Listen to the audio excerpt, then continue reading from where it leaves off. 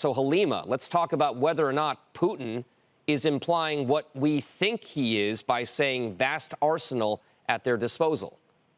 I mean, Dominic, obviously the grave concern is he's threatening a tactical nuclear strike. I mean, it's a sort of Chekhov's gun scenario where you basically put the gun on the table in Act 1. Is it going to be used in Act 3? That has always been the concern about this conflict, that Vladimir Putin is essentially staked his entire reputation on a success in Ukraine. And these military setbacks that he's experienced in the Northeast potentially makes him, very prone to a very dangerous escalation. So obviously the partial mobilization, 300,000 additional troops being put into this theater will be very, very concerning to the West. But also that threat of a potential nuclear strike also will cause people a lot of anxiety this morning. What's interesting, though, Halima, you and I were both watching, and I think we were together at one point in February, March, when we were watching the various market reactions to the Russian invasion of Ukraine. We saw a lot more volatility, not just in the stock market, but commodity markets as well, given that first push and invasion by Russia. Now we've got the biggest kind of military buildup and calling up reservists that we've seen since World War II. Why aren't the markets more skittish about this? Well, again, this news just broke, and I think it'll take time for people to process what this exactly means. I think market participants have grown a little tired of this conflict. They see it as a frozen conflict.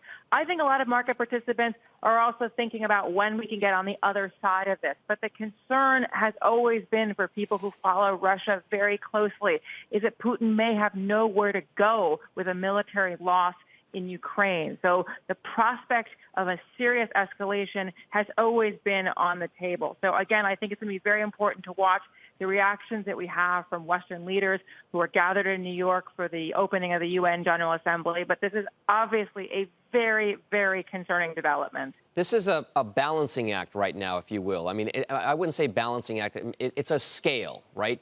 A left hand and a right hand side.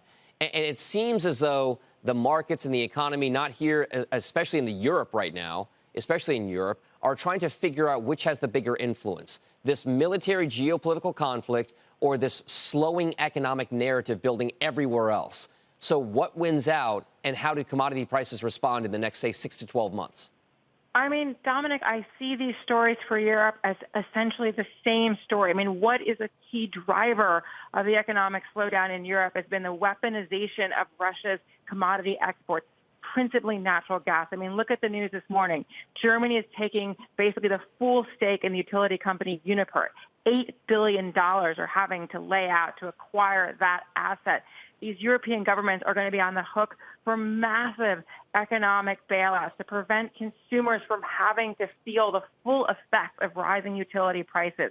We already are seeing industrial curtailments in gas-intensive industries, fertilizer, steel, aluminum. We are not even at winter yet. So expect this economic crisis to get worse.